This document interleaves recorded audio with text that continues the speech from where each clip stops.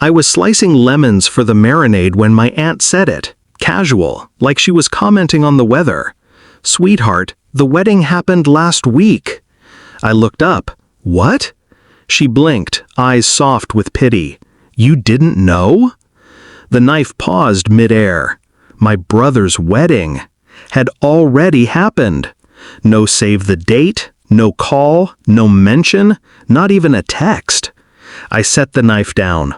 We used to be close, my brother and I. Not just siblings, co-conspirators. He'd call me at midnight to rant about our parents, and I'd cover for him when he snuck out. He helped me bury my first heartbreak with whiskey and firewood by the lake. When he met Claire, I was the first to know. He introduced her as someone serious. She hugged me like we were already sisters. I welcomed her with both arms. I didn't see the blade she had tucked behind her smile. The signs came quiet. Calls got shorter, then stopped. Family dinners, always too busy. Then Claire stopped replying entirely. Not even an emoji. But it wasn't until I saw the Instagram story, quickly deleted, that the full picture landed like glass in my throat. A blurred champagne toast, a white dress, my brother, Claire.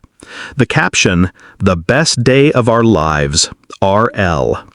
The date was 7 days ago. 7. I didn't rage, didn't call. Emotion is a trap. I learned that from watching people fall into it. Instead, I stared at the screen, let the silence fill the room like smoke, and started making a list. Cut them out quietly. Gather leverage. Wait for the ask. Smile. Say no. I didn't have to wait long. 33 days later, I got the text. From Claire. "Hey, hope you're well. We were thinking of spending a weekend at the lake house before the baby comes. Just us two. Would that be okay?" Baby, of course. That explained the rush. The lake house was mine, left to me by our grandfather. Not ours, not family property. Mine. My safe place, my silence, my escape. They knew what it meant to me. They thought I'd still say yes. But I wasn't the girl who cried over wedding invites anymore. I was the woman who rewrote the guest list entirely. Step 1, control the narrative. I invited my aunt and cousins for a weekend at the lake. I let them take pictures, them laughing on the dock, sipping wine by the fire pit. I posted one, subtle, just enough to be seen. Step 2, legal precision. I hired a lawyer to draft a cleared no trespass notice and had it sent to Claire's email CC'd to my brother. Polite language, firm tone. Step 3, emotional incision. I replied to Claire's text. "Hey Claire, hope you're well. The house isn't available. Congrats on everything though." No explanation, just a line. And silence. I heard through my aunt that Claire cried, that my brother was furious, that they called me selfish. Good. The confrontation came a week later, unannounced, at my door. I knew they'd show. I opened it slowly, coffee in hand, calm as a lake in winter. "You weren't invited to the wedding because we didn't think you'd come," Claire said first, defensive. Her hand was on her stomach like a shield. My brother just stared, jaw tight. His silence said more than she ever could. "You didn't think I'd come?" I repeated. "So you didn't even ask?" She hesitated. "It was last minute. Small. Family only." "I am family."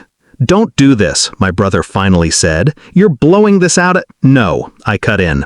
"You already did. You made your choice. And now I've made mine." Claire's mouth opened, closed. "You're really not letting us use the house?" he asked.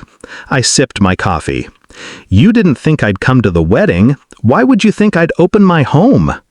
He looked at me like he didn't recognize who I'd become. Good. That version of me, loyal, forgiving, naive, she's gone. She left the day my aunt told me what they never had the decency to say. They walked away without another word. I watched them go from the porch, the wind moving through the trees like applause. Later that night, I stood by the lake.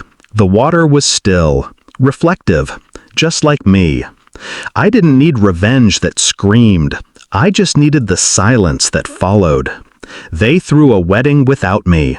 I gave them a lifetime without access.